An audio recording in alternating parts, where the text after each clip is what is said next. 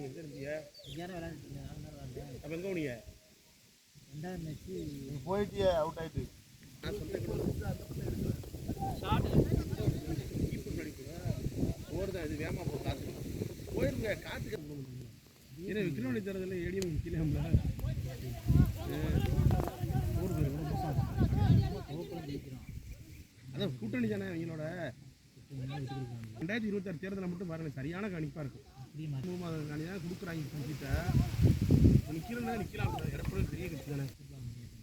யாரை சொல்கிறாங்க ஒன்றுமே இல்லை இதில்.